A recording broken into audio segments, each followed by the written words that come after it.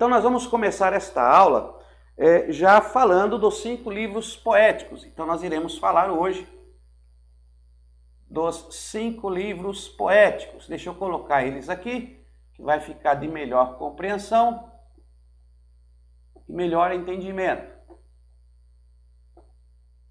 Então temos aqui os 5 livros poéticos que nós iremos falar nessa noite de hoje, poéticos. Então temos aqui o primeiro, que é o livro de Jó.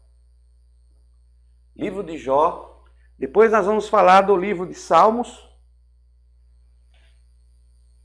Salmos. E aí depois de Salmos nós vamos ter aí Provérbios, Eclesiastes e Cantares. Provérbios, Eclesiastes e Cantares. Provérbios, Eclesiastes e Cantares, nós vamos falar simultaneamente desses 3, porque os 3 é tido como Salomão o autor. Então nós vamos falar desses 3 posteriormente. Esses são os livros poéticos, seguindo a sequência da nossa matéria. Na segunda-feira, semana que vem, nós iremos começar a matéria de os profetas maiores. Aí nós vamos falar dos 5 livros dos profetas maiores e dos 4 autores, que são considerados 4 profetas maiores. Mas isto na semana que vem. Então essa semana estamos fechando o nosso estudo dos livros históricos e poéticos e hoje falando de Jó, Salmo, Provérbios, Eclesiastes e Cantares. Todos esses 5 livros poéticos fazem parte do Ketuvim da Tanakh, ou seja, dos escritos da Tanakh, que é o Antigo Testamento para os judeus. Nós já falamos do nosso Antigo Testamento, vamos relembrar, você sempre tem que dar uma relembrada para você não se esquecer. O Antigo Testamento, você lembra? São divididos aí em 5 partes. Então nós temos aqui, ó, o Pentateuco, temos aqui os livros históricos, temos os livros poéticos, os livros dos profetas maiores e os profetas menores. Então eu sempre coloco um sinal de menos, que é menor, e um sinal de mais, maior, tá? Para ficar melhor, para não escrever todo o nome completo. Então nós estamos nessa configuração do Antigo Testamento. Antigo Testamento, não se fala Velho Testamento, porque a palavra de Deus não é velha. Então nós usamos o termo técnico correto, que é o Antigo Testamento. Antigo Testamento, nós falamos da nossa divisão, Pentateuco, histórico, poético, profeta maior, profeta menor. Aqui no Pentateuco são 5 livros, histórico 12 livros, poético 5 livros, profeta maior 5 livros e os profetas menores 12 livros, né? Então nós estamos aqui hoje, já falamos do Pentateuco, já encerramos na aula passada os livros históricos e hoje estaremos falando dos 5 livros poéticos. Lembrando que para nós o Antigo Testamento, para os judeus é a Tanakh, né? Então aqui, ó, para os judeus é a Tanakh, que é dividido em 3.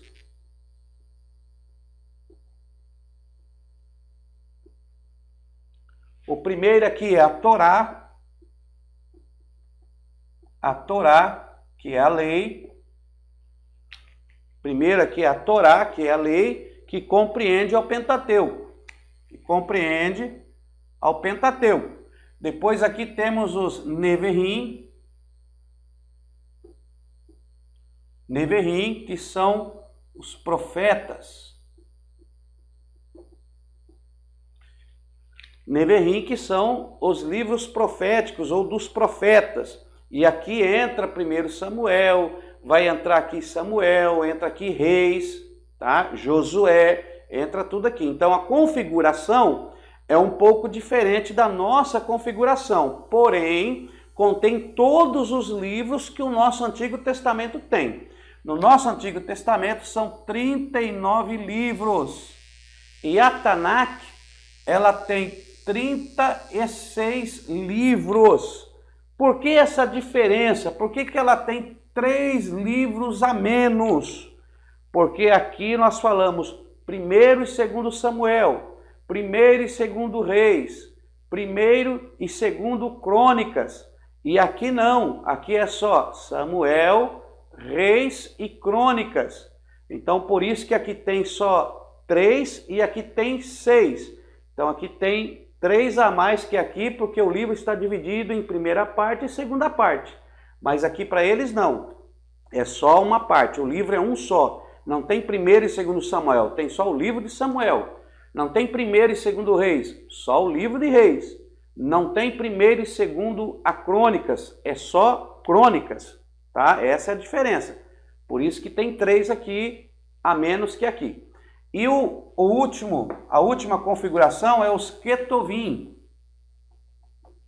Ketuvim, que são os escritos. Tá bom? Então, Ketuvim, os escritos. E todos os poéticos, os 5 livros poéticos, fazem parte do Ketuvim, dos escritos da Tanakh, tá?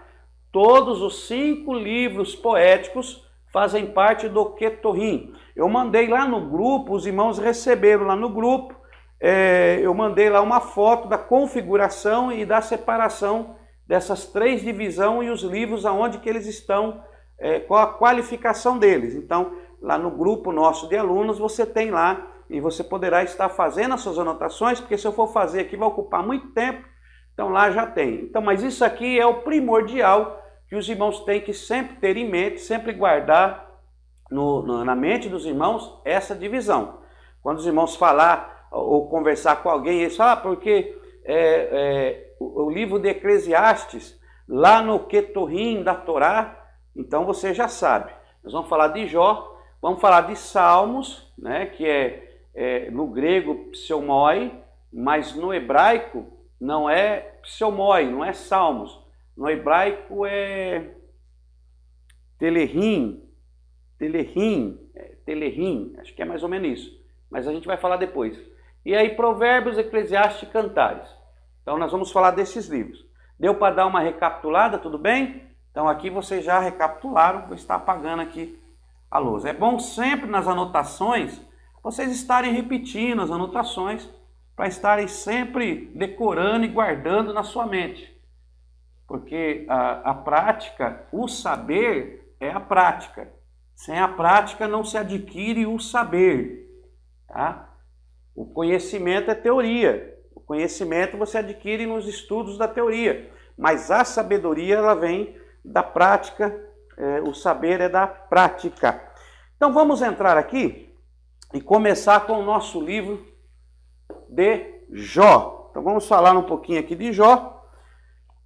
A nossa apostila, página número 19, e vamos ler sobre a historicidade do livro de Jó. Tá? Vamos ler aqui. Com frequência, alguns perguntam, será que Jó era um homem real? Ou será que o livro de Jó é uma história real? Essas perguntas não precisam receber a mesma resposta. Que houve um Jó com a reputação de retidão é fato atestado por uma referência a ele em Ezequiel 14:14. É muito provável que a narrativa básica do livro tenha sido fundamentada em um personagem real com esse nome. Não precisamos com isso, no entanto, presumir que o livro de Jó está descrevendo um acontecimento histórico do começo ao fim. Somente por meio de revelação especial, o autor poderia ter acesso à informação concernente às 2 cenas do céu descritas no capítulo 1 e capítulo 2. Além disso, é evidente que o prólogo prepara o terreno para o debate que o autor tem em mente, o diálogo entre os amigos. está em forma poética altamente estilizada, muito diferente de um debate espontâneo.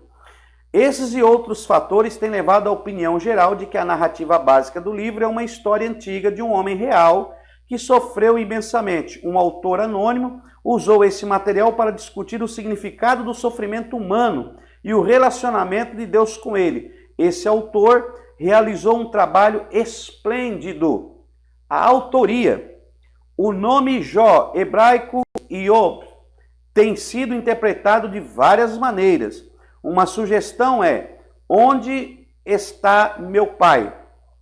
Outra leitura deriva do nome da raiz Ib, ser inimigo.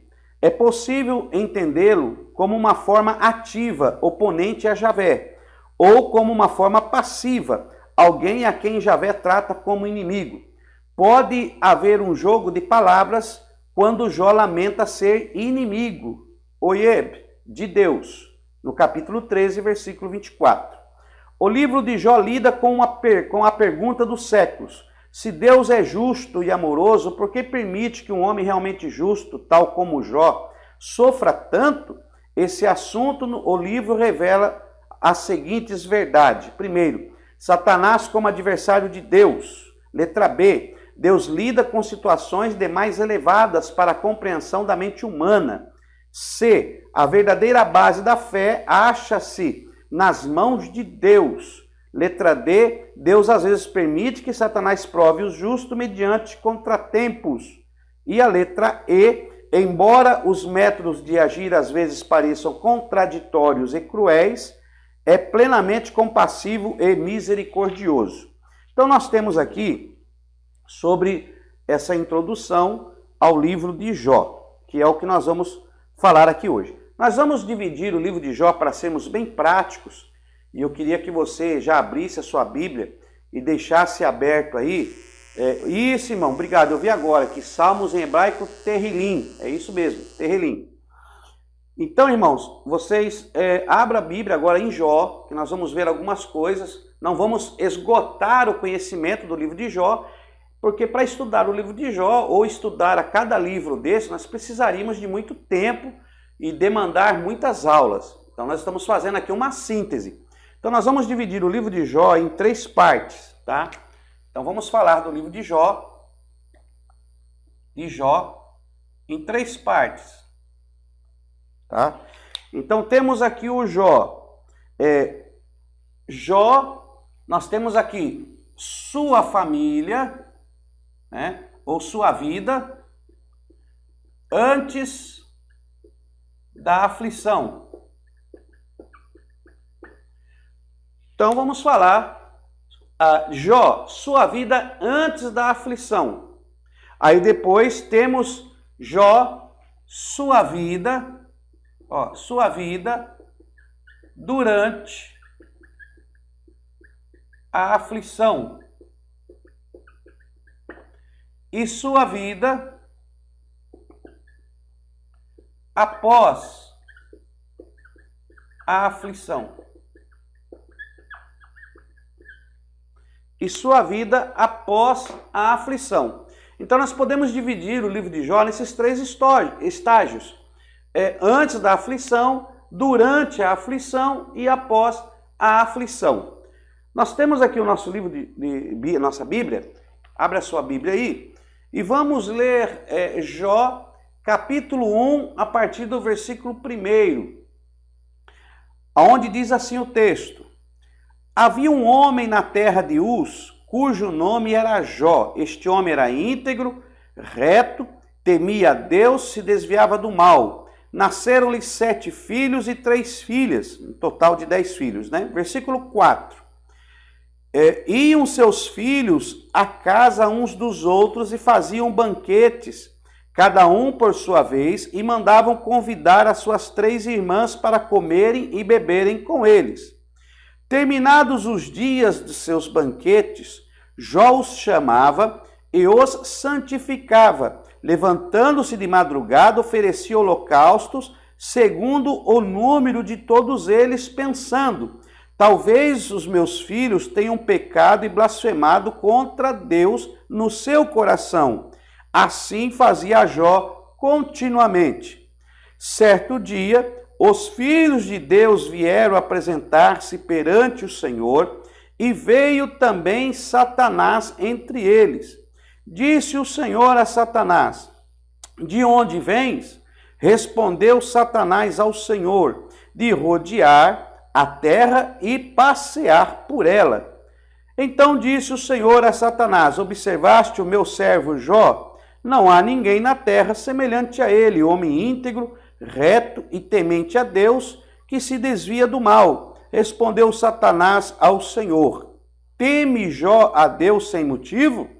Acaso não o tens protegido de todos os lados a ele, a sua casa e tudo que tem? A obra das suas mãos abençoaste, e os seus bens se multiplicam na terra. Estende, porém, a tua mão e toca-lhe em tudo o que tem, e ele certamente blasfemará de ti na tua face. Disse o Senhor a Satanás: muito bem, tudo o que ele tem está no teu poder, mas somente contra ele não estenda a sua mão. Então Satanás saiu da presença do Senhor. E aí acontecem os acontecimentos que você já sabe, né? Que aí morrem os filhos de Jó, acabam os bens, cai a casa, ele é criado por chagas, enfim, ele é ferido de todas as maneiras, porque o adversário começa a ferir a Jó para que Jó blasfemasse. Só que nós temos um período de Jó antes da sua aflição, antes dele passar por tudo isso que ele enfrentou, de perder os seus filhos, de perder os seus bens e perder tudo. A Bíblia nos diz, aqui no capítulo 1, que antes de tudo acontecer, olha aí, no versículo 1, este homem era íntegro, reto e temia a Deus e se desviava do mal. Então ele era íntegro, reto, temia a Deus e desviava-se do mal. Algumas características que Jó tinha. Querendo já antecipar, nós vamos tratar, e é bom que você participe de todas as aulas, porque nós vamos falar acerca de matérias que vão auxiliar nessa compreensão. Existe essa compreensão que quando eles estão oferecendo o holocausto, aqui no texto diz, no versículo 6, eu vou ler para você: certo dia os filhos de Deus vieram apresentar-se perante o Senhor, e veio também Satanás entre eles. Disse o Senhor a Satanás: de onde vem? Respondeu Satanás ao Senhor: de rodear e passear por ela. E há um diálogo entre Deus e, no caso aqui, como está no texto, entre Deus e Satanás, né? O adversário. E há esse diálogo com Deus. E existem duas linhas de interpretações acerca disso.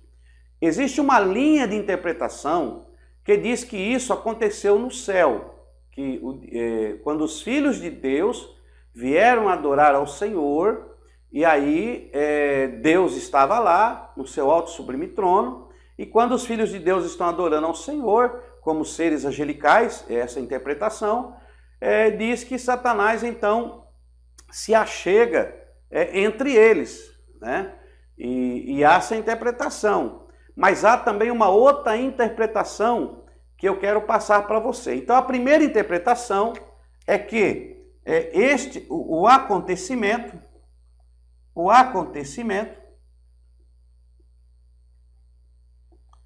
ocorreu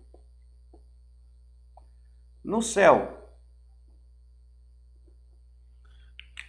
Então, na primeira interpretação, diz que esse acontecimento ocorreu no céu. Primeira linha de interpretação. Mas na segunda linha de interpretação, diz que este acontecimento ocorreu na terra mesmo. Tá? Então, na segunda linha de interpretação, diz que esse acontecimento aconteceu na terra mesmo, por causa de algumas variáveis dentro da palavra de Deus. Por exemplo, se Satanás foi expulso do seu lugar de glória porque ele havia intentado ser igual a Deus, galgar uma posição paralela à de Deus e ser semelhante ao Altíssimo, e por isso ele foi despojado de toda a glória. E se lá no céu não entra o pecado, pois Deus abomina o pecado, como então poderia acontecer esse diálogo no céu? Como poderia este Satanás, esse adversário, adentrar a presença de Deus para dialogar com ele enquanto os filhos de Deus estão adorando? Será que ele poderia ter acesso aos reinos celestiais? Então levanta-se muitas questões e coloca-se em dúvida muitas outras coisas. Nós iremos tratar de várias matérias que vão abrir um pouco mais a mente do aluno para estas questões, porque você precisa compreender várias coisas que vão levar a isso. Mas a segunda interpretação diz que não, e isso aconteceu na terra, e é até uma interpretação plausível dentro do texto.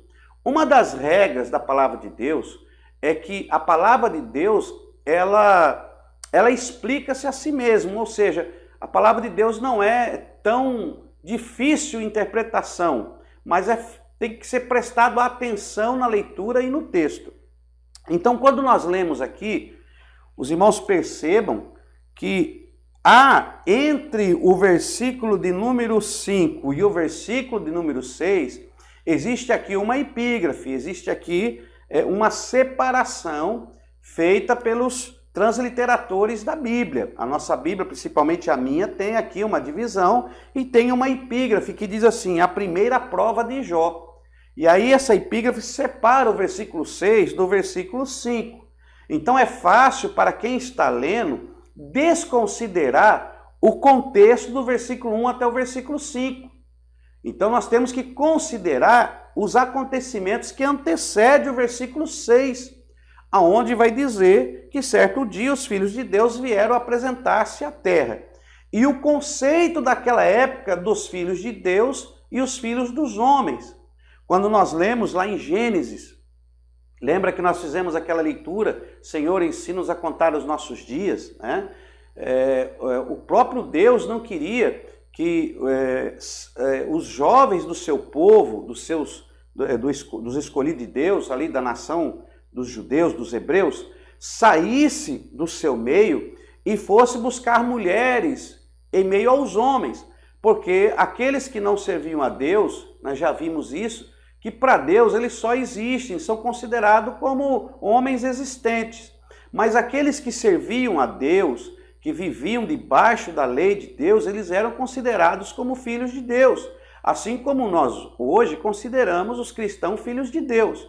Então, quando se retrata o Filho de Deus, poderia estar ele falando acerca daqueles que estavam servindo a Deus e não daqueles que não serviam a Deus? Então é por aí que entra essa segunda interpretação, que ao falar que eles vieram apresentar o sacrifício, que os filhos de Deus vieram adorar a Deus, que estavam falando dentro do contexto de Jó apresentar a Deus os sacrifícios. Então que os filhos de Deus seriam Jó com a sua descendência adorando a Deus com o sacrifício. Então vamos ver isso aqui? Seria a leitura contínua. Olha o que diz o texto. No versículo 4 a seguir. Iam seus filhos à casa uns dos outros. Eles não iam na casa de pessoas estranhas. Eles iam na casa uns dos outros. Os filhos, eles iam na casa dos seus irmãos ali, né? Ele tinha 7 filhos. Então eles iam um na casa do outro ali para poder fazer aí os seus banquetes. Ó, iam seus filhos à casa uns dos outros e faziam banquetes. Cada um, por sua vez, mandava convidar suas 3 irmãs para comerem e beberem com eles. Então eles iam um na casa do irmão, faziam o banquete e convidavam as suas 3 irmãs para estarem com eles também. Ali a família reunida, se banqueteando ou fazendo uma comemoração. No versículo 5, você encontra da seguinte maneira. Terminados os dias de seus banquetes, Jó os chamava. Então, quando eles terminavam os seus banquetes, as suas reuniões, Jó chamava eles, Jó os chamava e os santificava. Então Jó os chamava e os santificava. Levantando-se de madrugada, oferecia holocausto segundo o número de todos eles. Então ele no mínimo oferecia uns 10 holocaustos, que era o número de todos os teus filhos, 7 filhos e 3 filhas. Então ele oferecia holocausto segundo o número de todos eles. Pensando, ele oferecia um holocausto pensando, Jó pensando. Aí temos aí, talvez os meus filhos tenham pecado e blasfemado contra Deus no seu coração. Assim fazia Jó continuamente. Então era um costume de Jó, continuamente, ou seja, ele sempre fazia isso. Quando eles faziam festa, ele oferecia holocausto. Quando eles faziam os banquetes, ele depois fazia o holocausto. Agora desconsidera essa epígrafe e essa separação. O versículo 6 continua. Um certo dia, enquanto Jó fazia isso, ele fazia o seu sacrifício em prol de seus filhos, e num certo dia, os filhos de Deus vieram apresentar-se perante ao Senhor. Esse filho de Deus se tratando de Jó com sua família e seus filhos, que eram considerados como filhos de Deus porque serviam a Deus. Então eles vieram se apresentar ao Senhor e veio também Satanás entre eles, que Satanás andava e passeava pela terra. Ele ficava procurando ali a quem ele poderia tragar. Então que num desses dias de sacrifício, ele se apresentou. Mas pastor, como é que Satanás conversou com Deus? Ora, quando se oferecia o sacrifício, Deus descia para consumir o sacrifício. Quando Moisés falava com Deus, Deus não descia para falar com Moisés. Então, nessa segunda tese, nessa segunda compreensão, é que Deus, num desses dias, desceu para receber o sacrifício de Jó, e quando ele desceu, Satanás estava lá. E aí acontece esse diálogo no mundo espiritual, que Jó não podia ver, não podia entender o que estava acontecendo. É um diálogo que acontece ali no mundo espiritual da eternidade. Então acontece aquele diálogo. Olha aí. Aí disse o Senhor a Satanás. Deus viu Satanás ali. Aí disse, de onde vens? O que você apareceu aqui? De onde você vem? De onde você está vindo aqui? Aí há esse diálogo. Respondeu Satanás ao Senhor, de rodear a terra e passear por ela. Eu estou vindo de rodear a terra e passear por ela. É daí que eu estou vindo. Eu rodeei a terra, passei por ela e vi aqui acontecendo isso aqui e eu parei para ver o que ia acontecer. Agora que o Senhor desceu aqui, nós estamos tendo esse diálogo. Né? Então disse o Senhor a Satanás, observaste? Aí o meu servo Jó, e aí então acontece aquele diálogo. Então essa é uma interpretação que esse fato aconteceu na terra. E tem a outra interpretação que isso aconteceu no céu. Só que essa interpretação no céu, ela se torna uma interpretação bíblica que traz algumas dúvidas, algumas questões, que acaba trazendo algumas contradições. Né? Então, é uma síntese que merece uma certa observação. Eu aconselho ao aluno que busque também algum estudo sobre essa questão, pesquisar mais, porque para que eu pudesse entrar aqui, o tempo não seria possível e eu só estou dando uma síntese. Por isso que eu estou dando para você as duas linhas de interpretação. Eu, particularmente, acredito na segunda linha de interpretação, que esse diálogo não foi no céu. Não teria como acontecer esse diálogo no céu de Deus. Que esse diálogo aconteceu num desses momentos de sacrifício que Jó oferecia a seus filhos, por seus filhos. Tá? Então temos essa primeira interpretação. E depois desse diálogo que aconteceu entre Deus e Satanás, e aí então ele diz que poderia tocar em Jó. E aí Jó passa por todos aqueles problemas que você já conhece. Tá? E aí você entra no livro de Jó. Jó, ele perdeu todos os seus bens, ele perdeu todos os seus filhos, mas uma coisa que ele não perdeu foi a sua esposa, né? Jó, ele não perdeu a sua esposa, né? Ela murmurava, ela chegou até a pedir para ele amaldiçoar a Deus, mas ele não amaldiçoou a Deus, ele chegou até a amaldiçoar o dia que ele nasceu, mas ele não ousou trazer nenhuma palavra de maldição contra Deus. Aí tem o diálogo dos amigos, que acontece no texto, aí você tem que ler todo o texto de Jó. Eu aconselho você que dê uma lida neste livro, tire aí um tempo, dê uma lida maravilhosa neste livro. Nós vamos voltar a falar dele mais pausadamente, porque no livro de Jó aparecem algumas perguntas que Deus faz para Jó, que nos mostra a existência de um Deus todo-poderoso, um Deus que somente Deus poderia fazer tais perguntas, e é comprovado cientificamente que todas essas questões, essas perguntas que Deus faz para Jó, hoje, com toda a nossa tecnologia, a ciência consegue responder apenas 3, 4 ou quanto mais 5 perguntas daquela. Com a ciência se consegue responder, mas naquela época ninguém poderia ter tal conhecimento. Então, que esses escritos comprovam a existência de um Deus todo-poderoso e de uma sabedoria espetacular, fenomenal, que nenhum homem era capaz de ter. Somente Deus poderia ter conhecimento de algumas questões que ele aborda com Jó em suas perguntas a ele. E aí nós vemos então que Jó, quando ele cai em si e ele passa por tudo, ele agora é o homem que diz aquela frase que todos nós guardamos, né? Antes eu conhecia a Deus de ouvir falar, hoje te veem os meus olhos. Então Jó agora passa a entender, a saber e conhecer quem era Deus na sua vida, tá? Então esse é o livro de Jó.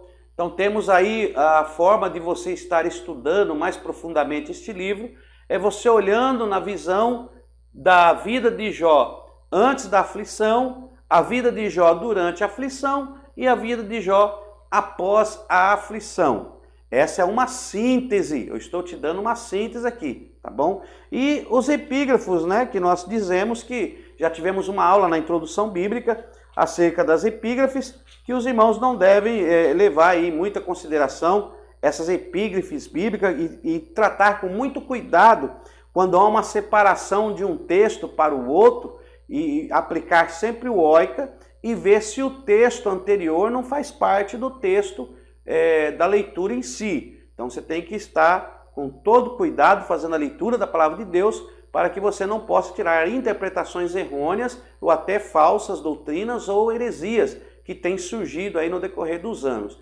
Hoje eu confesso aos irmãos que eu tenho participado de muitos grupos e tenho visto muitas heresias, tenho visto muitas palavras sem conexões que o homem ele traz ao seu bel prazer de conhecimento, e nós devemos tomar muito cuidado quando falamos da palavra de Deus. Eu mesmo sou muito cuidadoso em falar das coisas de Deus, há coisas que eu acredito, há coisas que eu não acredito, e nós devemos tomar este cuidado.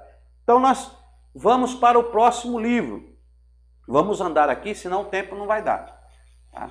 Então aqui é outra coisa, né? Aquela questão se o livro de Jó é um livro poético ou é um livro literal. Porque tem também uma interpretação que diz que o livro de Jó ele é um livro poético, né? No sentido de ser um livro que não é literal, ou seja, que não aconteceu, que o livro de Jó não aconteceu, não é um livro real.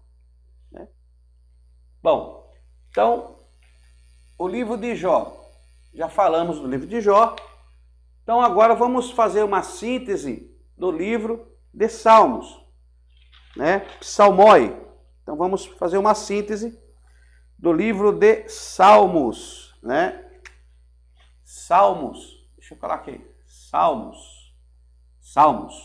No hebraico Tehilim, né?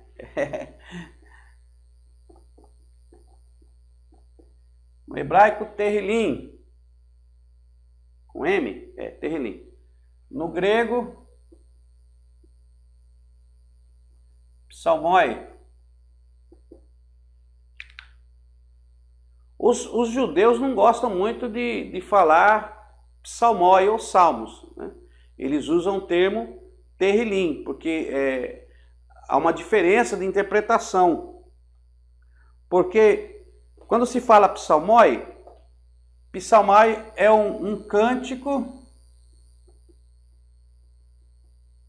inspirado. É um cântico inspirado ou sagrado, né?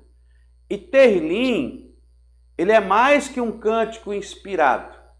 Terrilim, ele é um louvor, louvor com revelação de Deus. Então, o terrilim, ele não é apenas um cântico. O terrilim, ele é um louvor que traz uma revelação de Deus, né? Uma revelação de Deus. Então, eles não gostam muito de usar esse termo, salmos. Parece que está desmerecendo o que contém nesse maravilhoso e grandioso livro, né, do terrilim, que faz parte do Ketuvim da Tanakh, os escritos da Tanakh. Então, os salmos faz parte lá. Então, terrilim e psalmoi.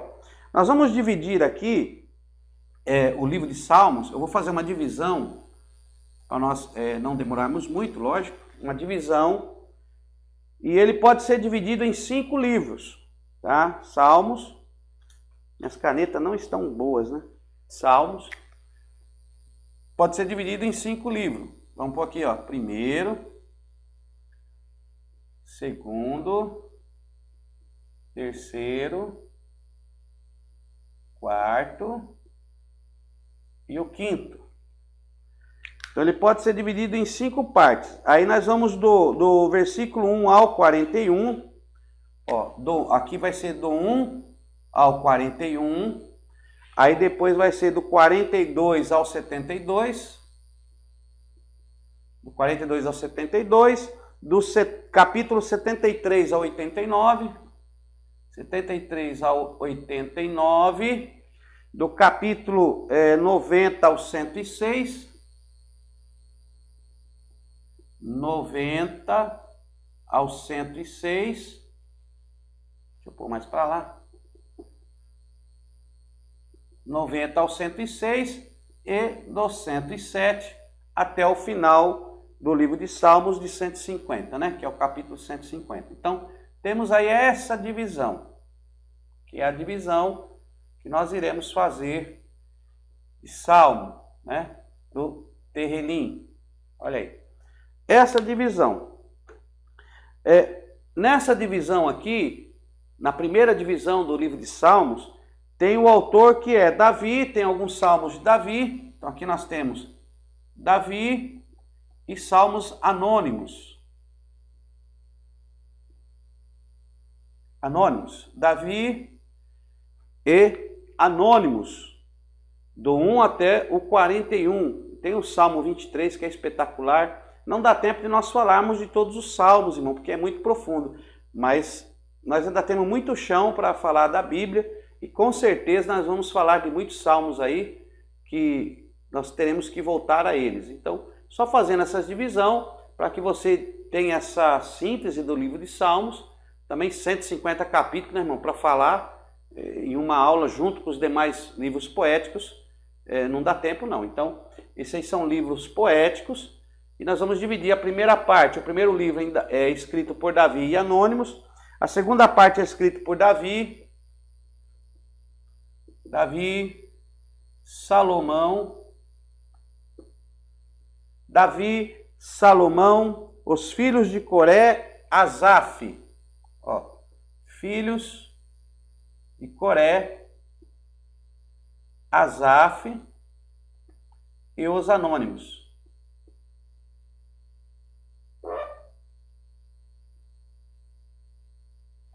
E os anônimos, também tem livros anônimos aí. Tá muito ruim o pincel. Tá dando para enxergar melhor aí, irmãos, o livro? Melhorou, a lousa. Então temos aqui na primeira parte Davi e o anônimo, de 41, do 42 ao 72 nós temos salmos de Davi, Salomão, filhos de Coré. Os irmãos têm que fazer a separação. Eu já vi pessoas ler salmos e na sua pregação falar o salmo de Davi, número tal, e não é Davi, né? Não é salmo de Davi, é salmo dos filhos de Coré. Eu já vi irmãos ler salmos dos filhos de Coré falando que é o salmo de Davi, porque ele acha que todo salmo foi Davi que escreveu. E não foi. Tem os outros autores também que escreveram salmos que fazem parte deste livro, que fazem parte do Terrilim, né? Do Terrilim. A terceira parte nós temos Asaf, Davi, filhos de Coré. Então nós temos aqui também salmos de Asaf, Davi, os filhos de Coré. Aí nós temos aqui salmos também de Emã e Etã. Emã e Etã. Então, do 73 ao 89, nós temos estes salmos por esses escritos aqui, por esses autores. Asaf, Davi, filhos de Coré, Emã e Etã. Na quarta parte, na quarta divisão do livro de Salmos, nós temos ali Davi, Moisés e anônimos. Temos aqui Salmo de Davi, temos salmos escritos por Moisés e temos aqui anônimos. E alguns salmos anônimos também. E do 107 ao 150, aí nós temos Davi, Salomão, Davi, Salomão, Esdras, temos salmos até de Jeremias, temos salmos de Jeremias e falta um aí, que é os anônimos.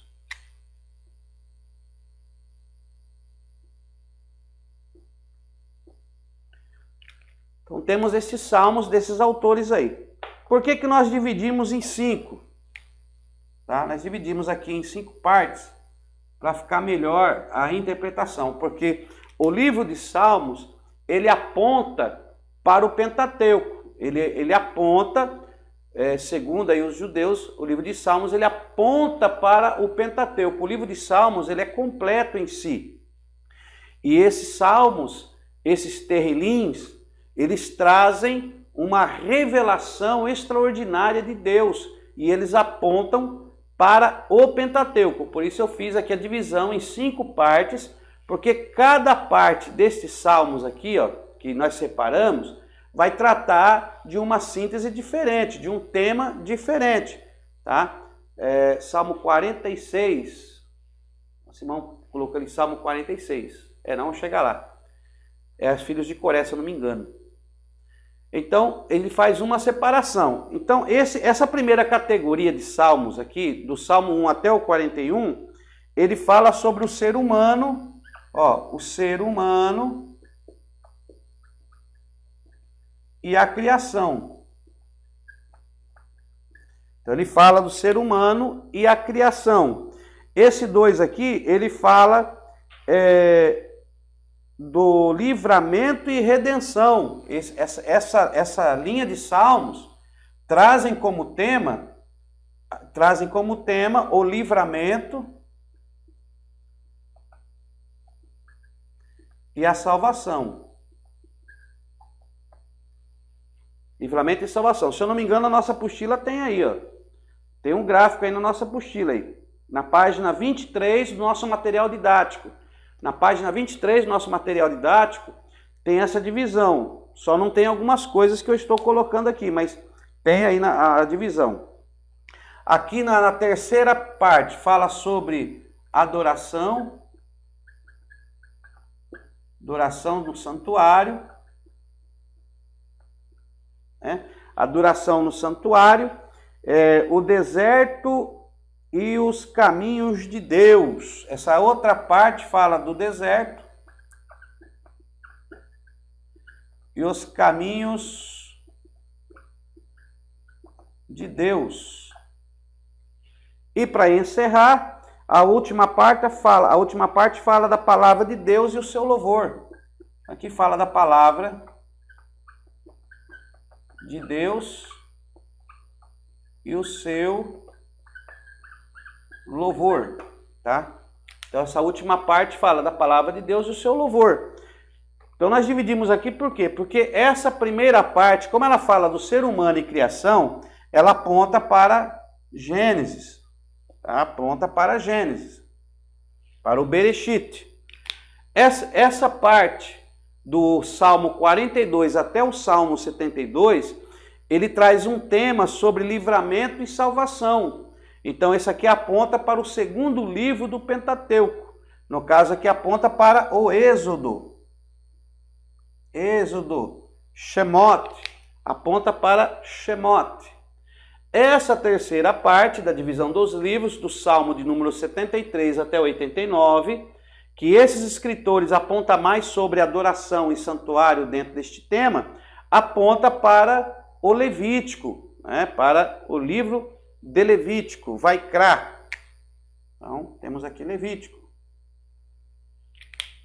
Gênesis, Êxodo, Levítico, aí depois vem Números e Deuteronômio, porque essa parte do Salmo número 90 até o 106, por esses autores, eles falam sobre o deserto e os caminhos de Deus.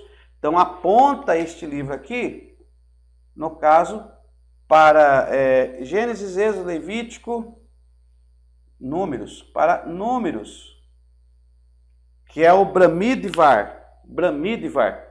E aí o último aqui, Deuteronômio, aponta para Deuteronômio. Por quê? Porque o tema desta repartição fala sobre a palavra de Deus e o seu louvor. Então aponta para Deuteronômio, que no hebraico é Devarim, né? As palavras.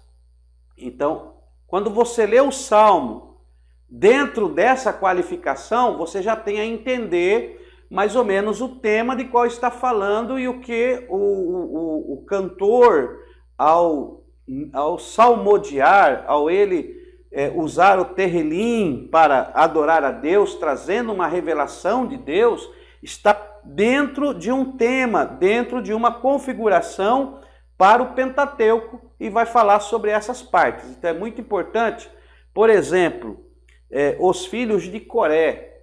Os filhos de Coré. Vamos usar aqui um exemplo dos filhos de Coré. Deixa eu pegar aqui Salmo, se eu me engano, deixa eu ver, o 46. Eu quero pegar o Salmo que o irmão falou lá. 46. 46, ó. Dos filhos de Coré, Salmo 46.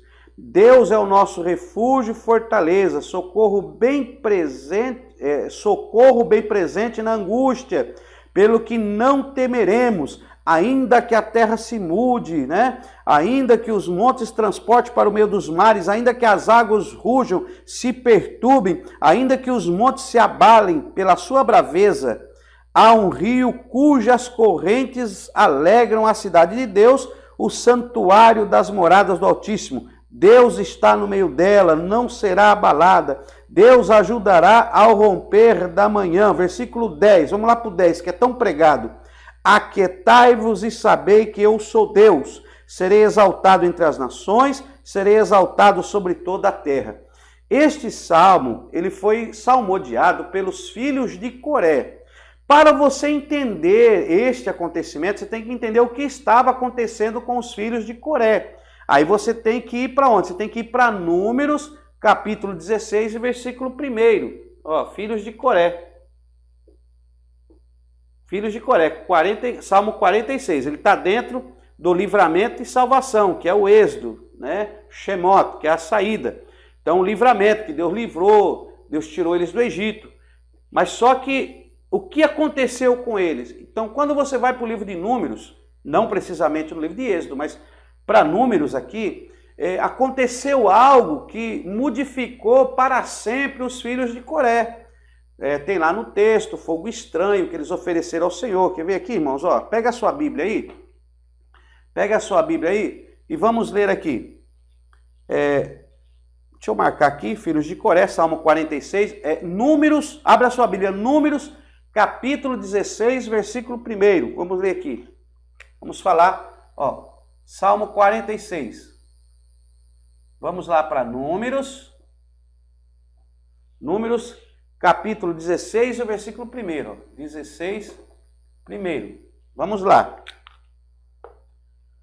O que aconteceu para que você lesse esse versículo? Olha lá, Números, vamos lá.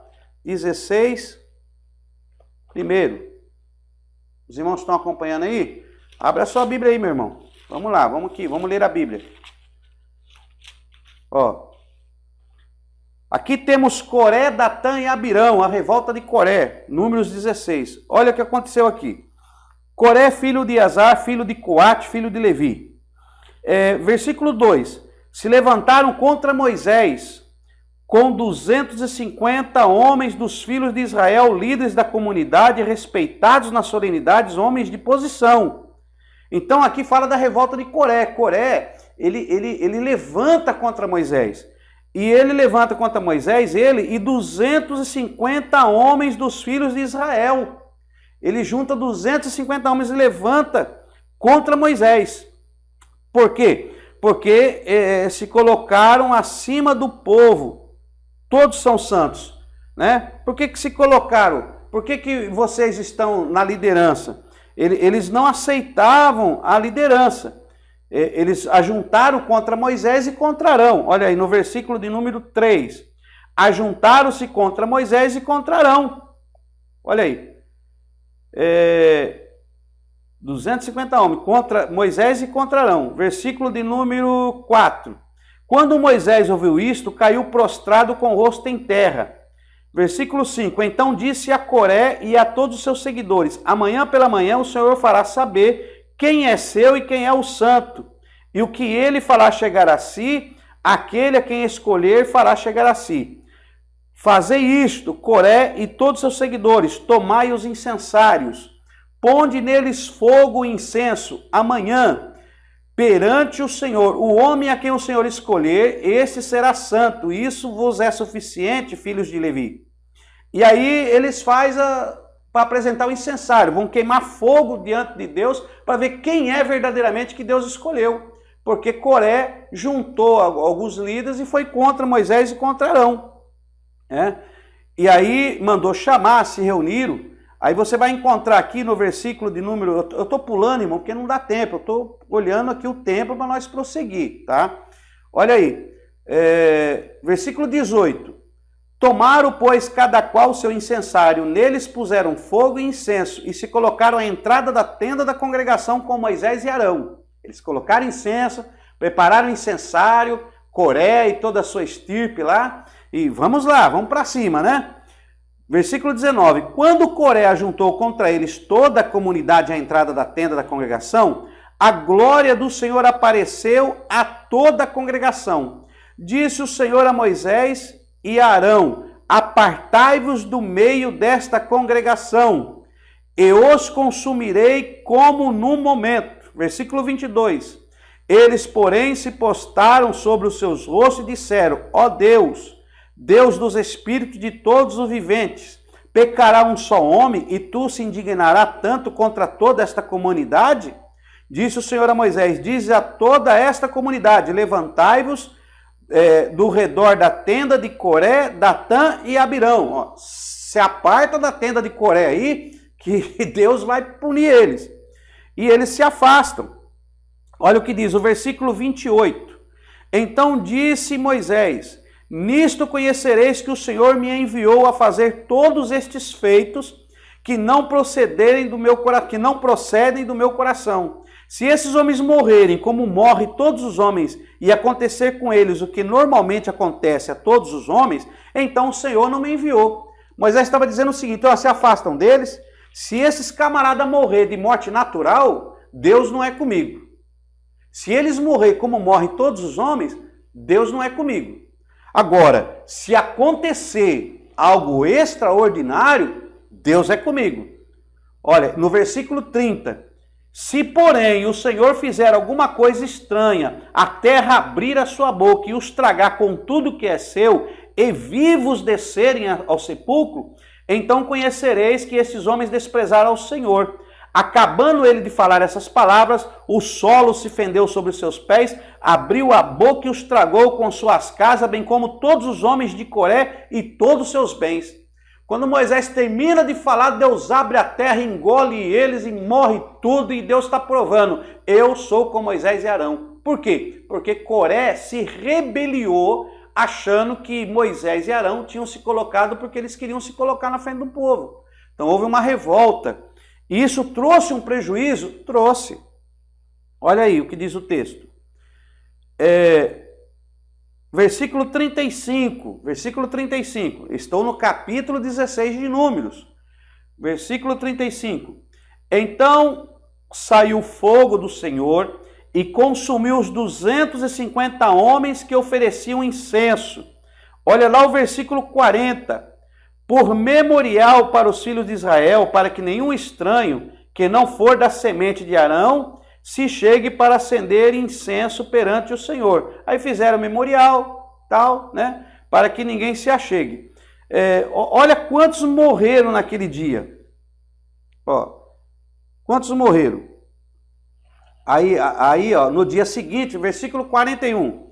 No dia seguinte, porém, toda a comunidade dos filhos de Israel murmurou contra Moisés, contra Arão, dizendo: vós matastes o povo do Senhor. E na mesma assim, depois, ainda reclamaram, murmuraram que Moisés tinha matado o povo do Senhor. Mas não foi Moisés, foi o próprio Deus. Quando a comunidade se ajuntou contra Moisés e Arão, virou-se para a tenda da congregação, de súbito a nuvem a cobriu e a glória do Senhor apareceu. Então vieram Moisés e Arão perante a tenda da congregação. E o Senhor disse a Moisés: levantai-vos do meio desta comunidade, que consumirei todos. Aí Moisés intercede e tal, para que isso não aconteça. E eles pegam e não fazem isso. Então, o que eu quero dizer com isso aqui, irmão? Depois você lê o texto, que se eu for ler tudo aqui, não vai dar para nós esclarecer. Neste dia, os filhos de Coré, eles não morreram. Coré e aqueles que se levantaram morreram. Mas quando você vê em Números, ó, Números capítulo 26, ó, Números capítulo 26 e o versículo 10. Ó, Números capítulo 26 e o versículo 10. Lá tem um segundo recenseamento que eles fazem daqueles que ficaram vivos, né? Daqueles do povo que estava lá. Olha o versículo 10. A terra abriu e a sua boca e os tragou com Coré, cujos seguidores morreram quando o fogo consumiu os 250 homens, os quais serviam de advertência. Versículo 11. Os filhos de Coré, porém, não morreram. Os filhos de Coré, porém, não morreram. Eles não morreram, só que tem uma coisa. Eles foram proibidos de trabalharem na casa do Senhor. Eles não podiam mais entrar na tenda da congregação e não podiam auxiliar, porque eles eram da descendência de Coate. Mas agora os filhos de Coré não podiam mais auxiliar por causa da rebelião que Coré fez contra Arão e contra Moisés. E o tempo foi se passando e eles choravam para o dia que eles iam poder voltar à adoração a Deus, voltar a entrar na presença de Deus, voltar a exercer os cargos que eles exerciam na casa de Deus. Então, os filhos de Coré, a sua descendência, eles almejavam voltar a trabalhar na casa de Deus. E por causa desse acontecimento, eles não podiam mais. E aí, então, você vai entender lá o Salmo 46, você tem que ler com esta visão.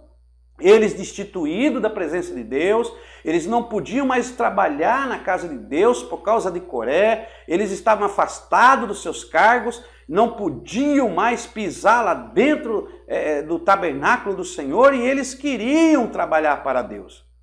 E aí eles começam a fazer este louvor, esse cântico de adoração a Deus. Quer ver aqui? Porque você começa no 43, ó, 43 aos filhos de Coré, 44 é os filhos de Coré cantando, Salmo 45 é o filho de Coré, Salmo 46 é os filhos de Coré, 47, 48, ó, 49 e até o 49. Até o 49. Ó.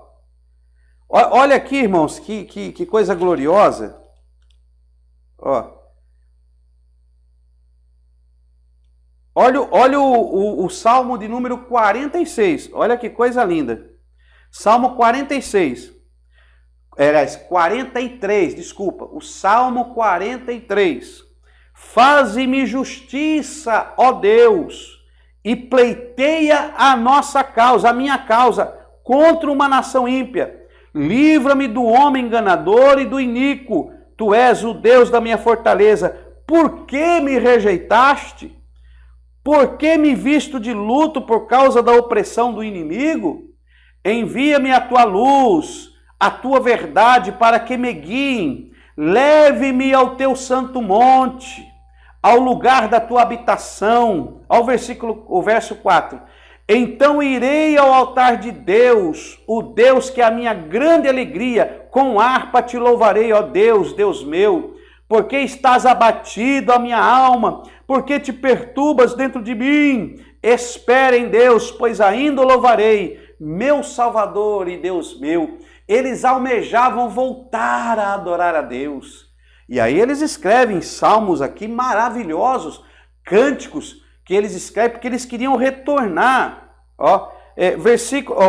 O Salmo de número 44 e o verso 9. Olha o que os filhos de Coré escrevem. Agora, porém, tu nos rejeitaste e nos humilhaste. Já não sai com os nossos exércitos. Tu nos rejeitaste. Já não sai com os nossos exércitos. O Senhor não sai com a gente, não vai conosco. Olha o versículo 13. Tu nos humilhaste diante dos nossos inimigos. Fizeste de nós objeto de zombaria, dos que nos odeiam. E aí vai, irmão, os salmos de Coré, dos filhos de Coré, eles almejavam, mas eles tinham certeza que um dia eles iam retornar. Tem um salmo deles aqui, deixa eu ver se eu acho aqui, dos filhos de Coré, que é espetacular, é coisa maravilhosa. Às vezes nós passamos por cima e não, olha o 42, irmãos, olha o Salmo 42 dos filhos de Coré. Depois de tudo que aconteceu lá atrás, em Números capítulo 16, olha o salmo que esses camaradas escrevem. Olha, como o servo anseia pelas correntes das águas, assim suspira a minha alma por ti, ó Deus. A minha alma tem sede de Deus, do Deus vivo. Quando entrarei e me apresentarei ante a face de Deus, as minhas lágrimas servem-me de alimento de dia e de noite, enquanto me dizem constantemente, onde está o seu Deus?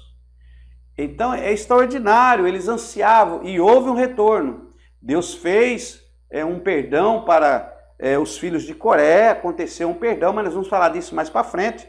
Então o livro de Salmos é maravilhoso, é glorioso, e trata desses assuntos aqui, tá? Então você tem que olhar o livro de Salmos com outros olhos. Deixa eu me adiantar, irmão, senão a gente vai ficar só aqui em Salmo e nós temos que encerrar essa síntese desses livros poéticos, né? São livros poéticos que foram escritos em forma de cânticos, né? De poemas, porém, eles são mais do que cânticos ou simples poemas, né? Eles entram aí nos Ketuvim, nos escritos, e alguns considerados como Nevirim, que são com a própria revelação de Deus, tá? Então vamos continuar aqui no livro de Salmo. Vamos falar um pouco agora. O Salmo tem essa divisão, faça essa divisão aí. Quando você for ler o livro de Salmos, é bom você ter essa divisão. Nós vamos falar mais do livro de Salmos quando nós tratarmos sobre o pecado de Davi, que nós vamos voltar a falar sobre esses assuntos. Nós vamos falar sobre os Salmos, nós vamos ter uma matéria só específica para isso, que nós vamos esmiuçar. Então, nós estamos só na terceira matéria, de 24. Nós fizemos a primeira matéria de introdução à Bíblia, que você já assistiu. Fizemos a segunda matéria do Pentateuco, você também já participou dessas aulas. E estamos aí agora na introdução dos livros históricos e poéticos. Então nós não vamos esmiuçar, nós estamos aqui dando uma síntese para que você possa entender pelo menos algumas bases desses livros gloriosos que nós vamos continuar falando, tá? Então vamos falar aí de Provérbios, Eclesiastes e Cantares, que é dado a Salomão como o autor, né? Então vamos falar sobre esses 3 livros para nós estarmos aí encerrando os livros históricos e poéticos e avançarmos em nossos estudos. Até aí tudo bem, meus irmãos? Estão compreendendo? Está tranquilo?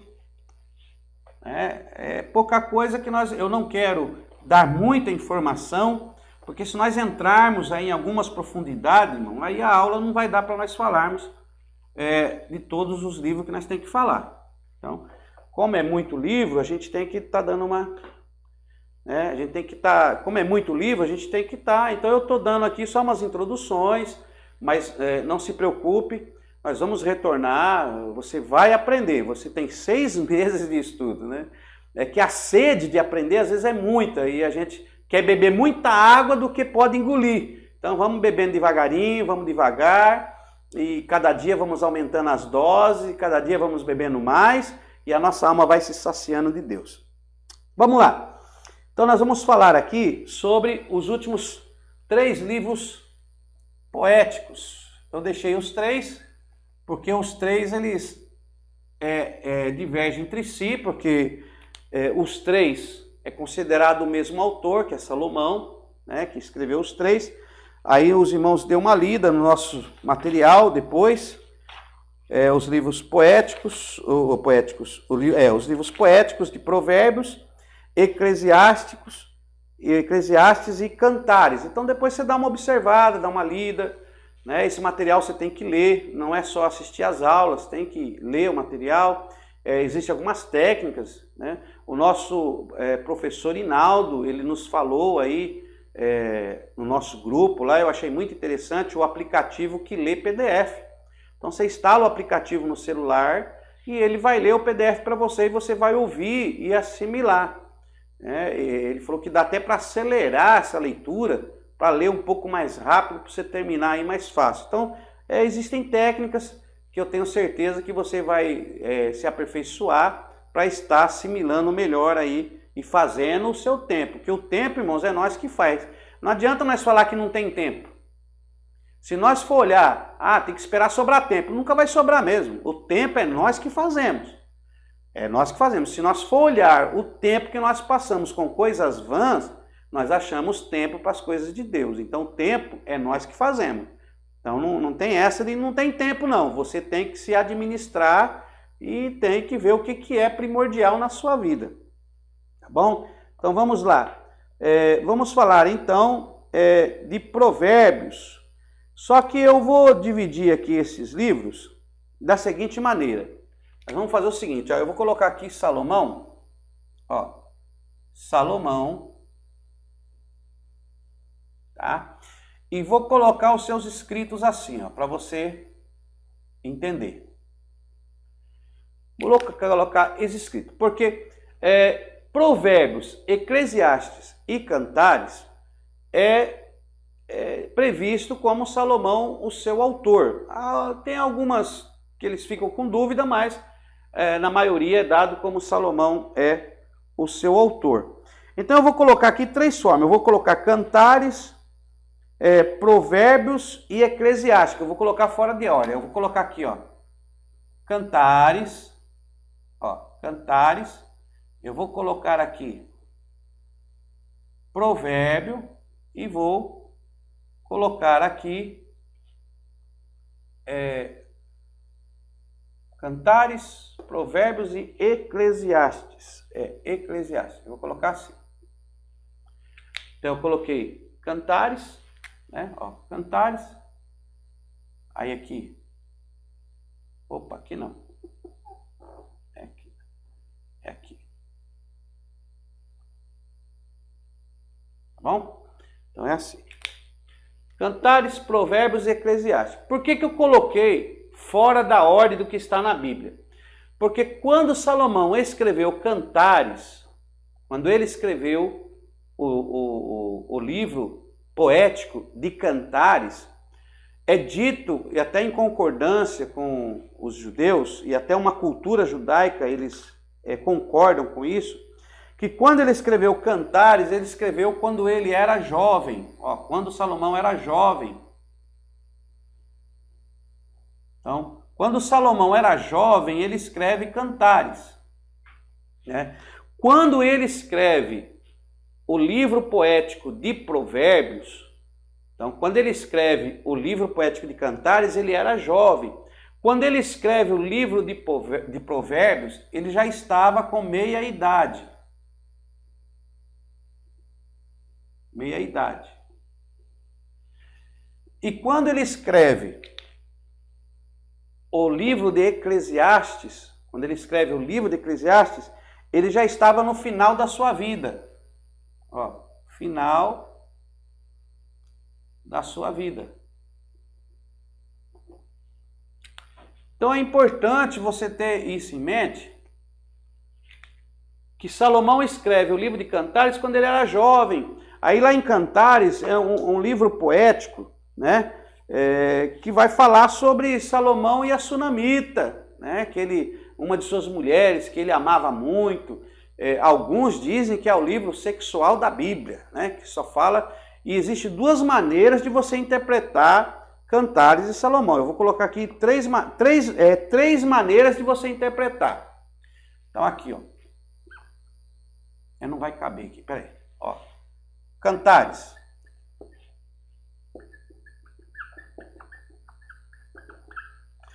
Há 3 formas de interpretação. Anota aí. 3 formas de interpretação de Cantares. Tá?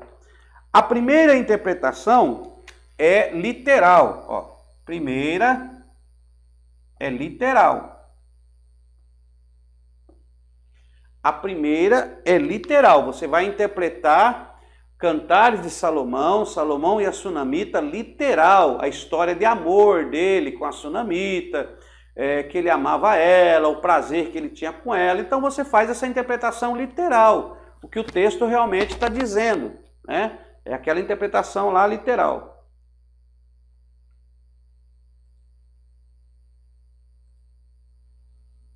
Aquela interpretação lá literal. Aí o que acontece?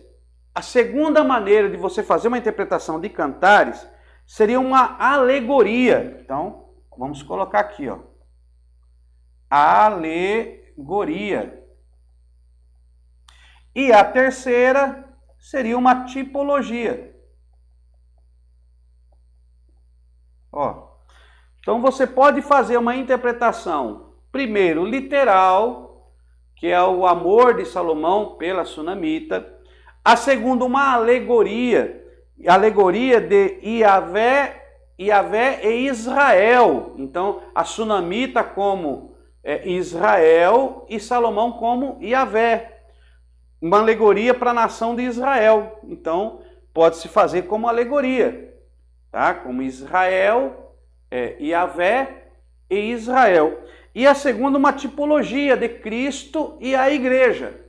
Então, há essas 3 maneiras de você interpretar os escritos de Cantares. Lembrando que, quando Salomão escreve Cantares, ele era jovem, estava no auge da sua vida, estava no primeiro estágio, né? Ele tinha aquele amor, ele tinha aquela chama, o primeiro amor, aquela coisa. Então, ele estava apaixonado. E ele, quando você lê Cantares, é espetacular. Então, quando nós pegamos aqui a Bíblia e vamos ler aqui Cantares, olha que coisa espetacular. Aí você pode ler aqui Cântico dos Cânticos de Salomão, né? Capítulo 1, verso 1. Agora o verso 2. Beije-me ele com os beijos da sua boca, pois melhor é o seu amor do que o vinho.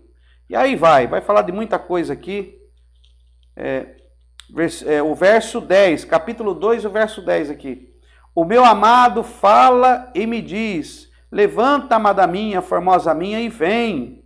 Vê, já passou o inverno, as chuvas cessaram e se foram. Aparecem as flores na terra, o tempo de cantar chegou, e a voz dos pássaros ouve-se em nossa terra.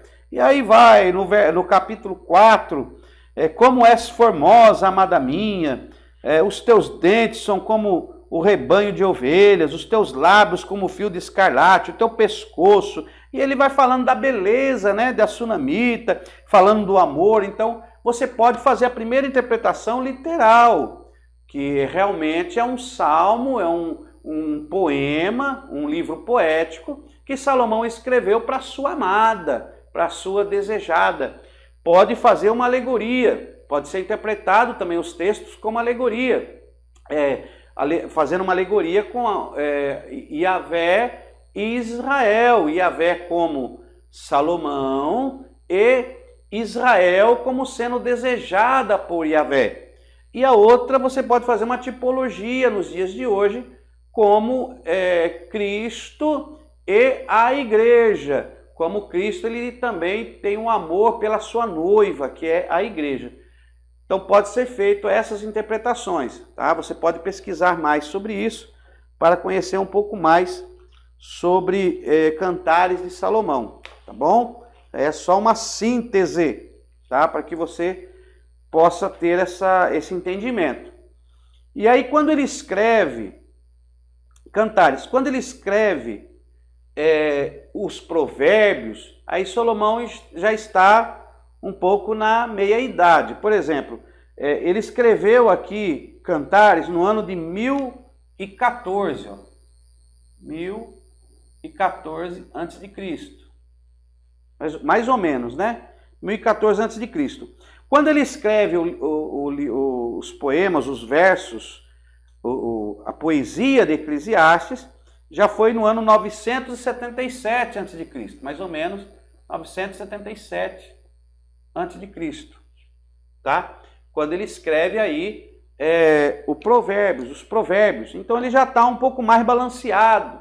Ele é escrito como pregador. É nesse livro que talvez alguns dizem que não foi Salomão que escreveu, que como é que se fala? É incerto o autor, mas quando nós lemos aqui, se baseiam pelo primeiro capítulo. Olha aí, capítulo. Provérbios de Salomão, filho de Davi, rei de Israel. Então, Salomão, provérbios de Salomão. Apesar que nem todos os provérbios é dele, tem alguns provérbios que não foi ele que escreveu. Mas olha o que ele diz assim, no verso 2 de Provérbios. Provérbios de Salomão, filho de Davi, rei de Israel, para se conhecer a sabedoria e a instrução, para se entenderem as palavras de prudência. Olha aí, provérbios. Provérbios. Para conhecer a sabedoria e a instrução. Então, quando você lê provérbios, você passa a conhecer a sabedoria e a instrução, para poder entender a palavra de prudência. Então, tem vários assuntos em provérbios. Provérbio tem assuntos que falam de sabedoria, de negócios, de ética, de educação, de jovens, o bom senso, humildade, prudência. O livro de Provérbios ele é bem extenso. Então, é Salomão na sua meia-idade, ali já mais, um pouco mais experiente, já tinha passado a sua juventude, né? Já estava agora mais pé no chão, e começou agora a citar provérbios. Começa a citar alguns provérbios, e tem provérbios dele que é espetacular, que você tem que ter, tem que ler. Então são livros, irmão, que você tem que ler com certo cuidado, você tem que ler prestando atenção. E tem coisa que você tem que examinar. Não é eu chegar aqui e falar para você, olha isso e aquilo. Você tem que ter esse esforço. A porta, a janela do conhecimento lhe é aberta e você tem que agora ser um explorador e entrar através dessa janela e estudar a palavra de Deus de manhã, de tarde, à noite, ler, reler, procurar, estudar, entender no original, esse esforço você tem que ter. Tem gente que quer ter conhecimento sem esforço, não tem jeito. Porque uma coisa é sabedoria. Então ele diz aqui no texto, ó, Provérbios capítulo 1, olha o que diz aí, o verso 2. Provérbios para se conhecer a sabedoria. Olha, para se conhecer a sabedoria. Conhecer, ó, conhecer é uma coisa. Isso aqui é uma coisa. Sabedoria é outra coisa. Sabedoria vem do saber. Tá? Sabedoria do verbo saber. Conhecimento do verbo conhecer. A sabedoria, você adquire ela com prática. Isso aqui é prática. Ó. Prática. Então demanda experiência de vida. Demanda prática de vida. Não sede só ouvintes, mas praticante. Porque você sendo praticante, você vai adquirir o saber. O conhecer, ele é mais teórico. Teórico. Eu vou colocar aqui, ó, teórico. Ou teoria. Pronto. O saber é prática. O conhecer é teoria. O saber é prático, o conhecer é teoria. Como é que eu posso te falar isso aqui? Você chega com uma pessoa e fala assim, você tem conhecimento de mecânica? Tenho conhecimento de mecânica, eu estudei, eu tenho conhecimento de mecânica. Mas você tem prática? Você sabe fazer o serviço? Se eu colocar o carro aqui para você desmontar, você vai saber fazer? Então uma coisa é conhecer, outra coisa é saber. Eu conheço a Deus, mas eu sei quem é Deus? Eu tive essa experiência com Deus? Eu tive o saber para com Deus? Existe uma figura, uma figura de linguagem, até porque dizer uma parábola, que o camarada chegou lá no meio dos índios e chegou no índio lá e pegou um isqueiro e acendeu o isqueiro para o índio, ó, e saiu fogo, e subiu aquela chama. E ele falou, ó, isqueiro, ó, chama. E aí o índio olhou a chama, nossa, a chama. E o índio ficou maravilhado. E ele deu o isqueiro para o índio. E o índio pegou o isqueiro e ele tinha o conhecimento de que aquele isqueiro produzia uma chama. Porém, ele não sabia acender o isqueiro. Ele viu sair chama do isqueiro, então ele tinha o conhecimento. Ele viu o fogo, mas ele não sabia como produzir aquele fogo. Ele não sabia que tinha que apertar, ou aonde tinha que apertar para produzir fogo. Então ele foi para a tribo e falou para a tribo, ó, isqueiro, isso aqui sai fogo e tal, e vai, sai fogo, sai fogo, mas cadê o fogo? Então faz sair fogo para nós ver. Mas ele não sabia fazer sair fogo. Então uma coisa é conhecimento, outra coisa é saber. Para adquirir sabedoria, olha o que diz aí, para se conhecer a sabedoria. Então para você conhecer, ter a noção teórica, conhecer a sabedoria. Você vai ter a teoria para praticar. Então o que eu estou fazendo aqui com você, você está assistindo essa aula, você está tendo aqui, eu estou abrindo a janela do conhecimento, da teoria. Agora você vai ter que adquirir a sabedoria. Você vai ter que praticar, se exercitar, ler, ir atrás, buscar para que Deus se revele a você. Eu não vou fazer Deus se revelar para você, é você que vai trazer a revelação de Deus para a tua vida. Conhecimento e sabedoria. Olha o que diz a palavra de Deus, crescei na graça e no conhecimento. Então, na graça, crescei na graça, no amor de Deus, no favor imerecido. Crescei na graça, mas crescei no conhecimento. Crescer no conhecimento é ter a teoria, é procurar ler, procurar colocar na sua cabeça as coisas de Deus. Eu vou ler. E aí depois você, procurando conhecer, você vai adquirir sabedoria e vai praticar a vontade de Deus. Então você tem que ter isso aí, tá bom? Vamos aqui então, aqui ele já estava com meia idade, já estava um pouco mais velho, escreveu Provérbios, e aí ele vai escrever então Eclesiastes, né? E Eclesiastes, ele já está mais ali no final da sua vida, e não se tem os anos, não se sabe corretamente quando que ele escreveu o livro de Eclesiastes. Não se sabe quando foram escritos, não se tem uma data precisa. Alguns chegam a arriscar uma data aí de 970, 975, uns chegam até a arriscar isso aqui, ó, 970, 75, mas não se tem uma data precisa de quando ele escreveu o livro de Eclesiastes, mas ele já estava no final da sua vida. E aí então ele escreve Eclesiastes, olha o que diz o texto aí de Eclesiastes, já com esse pensamento. Olha aí, novamente. Aí é o pregador, mas olha o que diz, esse livro de Eclesiastes que não atribui a Salomão. Mas olha o que diz aqui o texto, no capítulo 1 e no primeiro versículo. As palavras do pregador, filho de Davi, rei de Jerusalém. Então atribui-se que também, possivelmente, pode ter sido também Salomão que escreveu, mas é incerto. Não se tem como comprovar que realmente foi, mas pela maneira litúrgica do livro, pode-se calcular que talvez seja Salomão também, pela literatura. Mas olha aí, olha o versículo 3.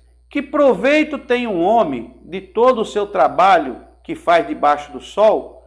Uma geração vai, a outra geração vem, mas a terra permanece para sempre. Nasce o sol, põe-se o sol e volta ao lugar de onde nasceu. Olha aí. Aí ele vai dizer, versículo 10. Há alguma coisa de que possa dizer, vê, isto é novo? Já foi nos séculos passados, que foram antes de vós. Então aqui agora, quando ele escreve Eclesiastes, ele já está com uma certa idade, ele já está vendo a vida de outra maneira, de outros olhos, né? Parece até que esses 3 livros retratam a nossa vida. Quando nós estamos na força da juventude, quando nós estamos jovens, na força da juventude, o nosso intuito é outro, pensamos na nossa vida, né? A 2, a família que vamos constituir, a família que vai formar, e aí quando está já na meia-idade, aí você já começa a ter já algumas questões, algumas visões de provérbios, né? Para que isso? O homem, se ele viver assim, vai ser bem sucedido, tem que fazer isso. Você começa a ter uma visão um pouco mais diferente. E aí, quando chegamos em Eclesiastes, já vimos um outro patamar de interpretação. Uma pessoa já mais vivida, uma pessoa que já está já no fim dos dias, que já viveu o que tinha que viver, e aí ele fala, tudo é vaidade.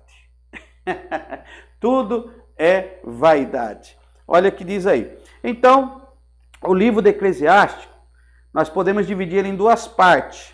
Do capítulo 1 ao capítulo 7, ele fala sobre a visão da vida. Então, no livro de Eclesiastes,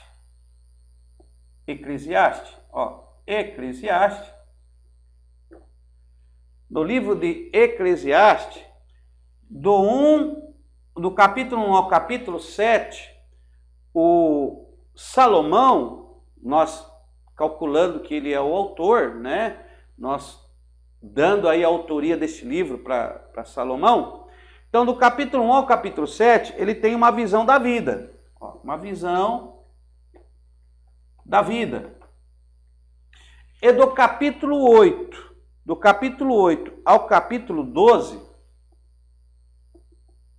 do capítulo 8 ao capítulo 12, a visão muda. Agora ele fala como deve se viver a vida. Então, ele tem uma visão da vida e como viver a vida. Então, é o que nós encontramos aqui do capítulo 1 até o capítulo de número 8. Vai ter algumas questões. Aí ele fala, tudo é vaidade, os prazeres são vaidade, no capítulo 2. No capítulo 3, há um tempo para tudo. É um tempo para todas as coisas determinado debaixo do céu. Aí ele vai falar, há tempo para nascer, tempo para morrer. É uma pessoa que está realmente fazendo uma retrospectiva na sua vida aí, né? Então, ele vai falar no capítulo 3. Então, até o capítulo 7, ele vai ter uma visão da vida, do que é a vida. Aí ele fala no capítulo 4, a opressão, o trabalho, a tribulação. No capítulo 5, ele dá vários conselhos práticos de vida. E aí vai, até o capítulo 7, ele para com a sabedoria. Então, ele vai falar sobre sabedoria. Todo o capítulo 7, ele vai falar da sabedoria, do saber. Saber esse que ele já adquiriu por praticar, por ter esse ato de prática diante de Deus. Então ele vai falar sobre isso.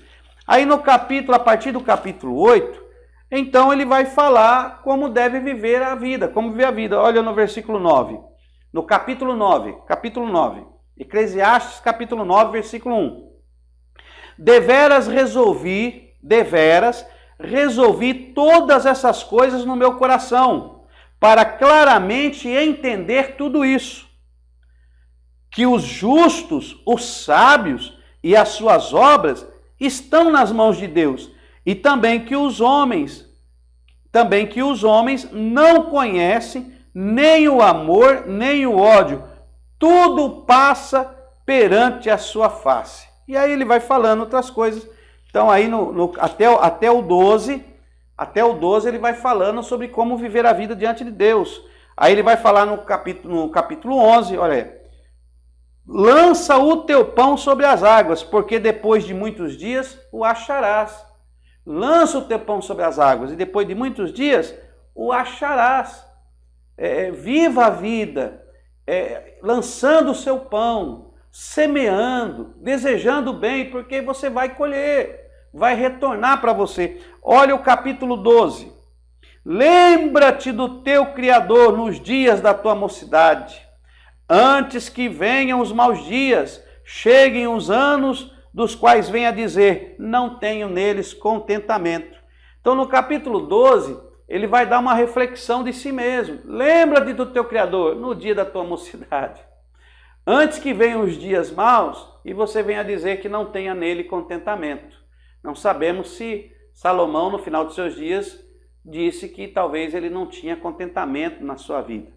Mas que você possa saber que esses livros poéticos, eles não são simplesmente versos em vão, não. São livros que trazem uma revelação de Deus para a nossa vida. E nós temos que olhar de formas diferentes para esses livros e prosseguir a nossa vida diante de Deus em fidelidade, em amor, tomar a experiência, procurar adquirir sabedoria na prática da nossa vida cotidiana. Então você tem que procurar ter esta sabedoria diante de Deus. E você só vai ter na sua vida cotidiana, tá? Então, conhecer é uma coisa, mas sabedoria é outra coisa. Que você possa adquirir o conhecimento e buscar o saber. Adquirir o conhecimento e buscar o saber. Você ouvir a palavra, praticar a palavra, estudar a palavra e praticar a palavra. Você adquirir o conhecimento e ter a sabedoria. Que Deus abençoe, irmãos. Essa foi a nossa síntese desses 5 livros poéticos e nós vamos prosseguir na nossa próxima aula. Vamos entrar nos livros dos profetas maiores. Deus abençoe a todos e até lá a nossa próxima aula.